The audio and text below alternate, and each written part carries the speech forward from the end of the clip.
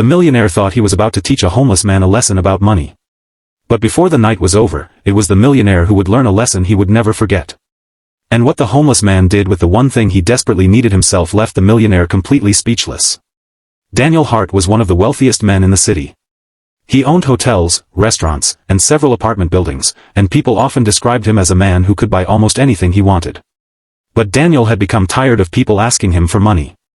Everywhere he went, someone wanted something. A business partner wanted an investment. A friend wanted a loan. A stranger wanted help. Daniel began to believe that most people were only kind when kindness benefited them. One cold evening, Daniel was walking through a city park after leaving an expensive restaurant. His driver was waiting nearby, but Daniel wanted some fresh air. That was when he noticed a homeless man sitting beside a trash bin. The man looked exhausted. His coat was old and torn, his shoes were worn through, and his beard was thick from weeks without proper care.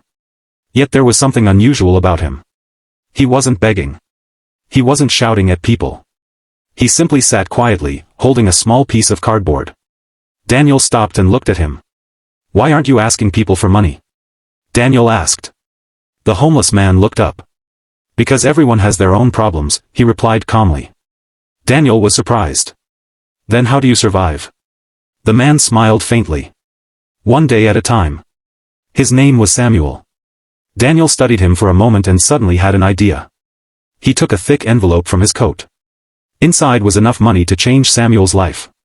But Daniel didn't hand it to him. Instead, he placed the envelope on the bench beside Samuel. "There's a lot of money in there," Daniel said. "I want to see what kind of man you really are." Samuel stared at the envelope. Daniel continued, "You can take it. No one is stopping you. But if you do, I will know that money was all you wanted." Samuel didn't touch it. "Why are you testing me?" he asked. "Because I want to know if people like you deserve help." Samuel looked toward the busy street. Then he noticed an elderly woman standing at a bus stop nearby. She was shivering badly. She had no coat, and she kept looking at the empty road, clearly worried. Samuel slowly stood. Daniel expected him to grab the envelope. Instead, Samuel walked toward the woman. He removed his old coat. "Ma'am, please take this."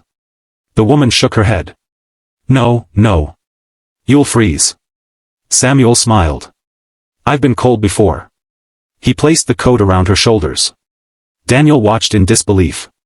Samuel returned to the bench wearing only a thin shirt. Daniel looked at the envelope. "You didn't even take the money." Samuel shook his head. "I didn't earn it." Daniel frowned. "But you need it." Samuel looked directly into his eyes. "Yes. I do." But she needed something more urgently. Those words hit Daniel harder than he expected. Still, Daniel wasn't satisfied. He took out his wallet and handed Samuel a large amount of cash. "Here. This is yours." Samuel accepted it. For the first time, Daniel thought he had finally proven his point. But Samuel immediately turned around and walked toward a small grocery store. Daniel followed secretly. Inside, Samuel used the money to buy bread, milk, canned food, medicine, and several bottles of water. Then he walked back toward the park. Daniel couldn't understand. "Why didn't you buy yourself a meal?" Samuel pointed toward a group of children sitting beneath a bridge nearby. "They haven't eaten today." Daniel followed his gaze. There were 3 children, frightened and hungry, sitting beside a woman who looked barely able to stand. Samuel handed them the food. Daniel stood frozen. He had spent millions of dollars helping businesses, buying luxury cars, and collecting expensive things. But this man, who owned almost nothing, had somehow found a way to give away what little he had. Daniel finally walked over. "Samuel," he said quietly, "who are you?" Samuel looked at him. "Just a man who knows what it feels like to have nothing." Daniel's voice became softer. "What happened to you?" Samuel hesitated. Years earlier, Samuel had been a successful teacher. He had a wife and a little daughter. Then his wife became seriously ill. Samuel spent everything he had on her treatment. She eventually died. A few months later, his daughter became sick too. Samuel sold his house, his car, everything. But he couldn't save her either. After losing his family, Samuel lost the will to rebuild his own life.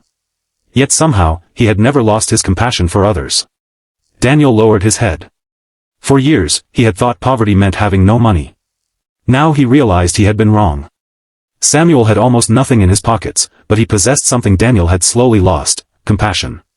Daniel looked at the man and said, "I want to give you a house." Samuel remained silent. "I want to give you a job." Still silent. "And I want to help those children too."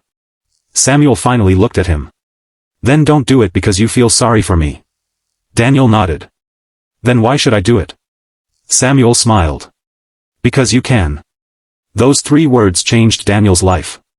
The next morning, Daniel made a decision. He opened a shelter in the city for homeless families. Samuel became the director, not because he had money, but because he understood the people the shelter was created to help. Daniel also created a foundation that provided food, temporary housing, and job training for people struggling to rebuild their lives. Years later, Daniel was asked what had inspired him to change. He always gave the same answer: a homeless man. Then he would smile and say, "I thought I was testing him. But that night, he was testing me without even knowing it." And Samuel? He never forgot where he came from. Every evening, he still walked through the park. Whenever he saw someone hungry, lonely, or forgotten, he stopped to help. Because he had learned something that no amount of money could buy. You don't have to be rich to change someone's life. Sometimes, all you need is a kind heart and the courage to give even when you have very little.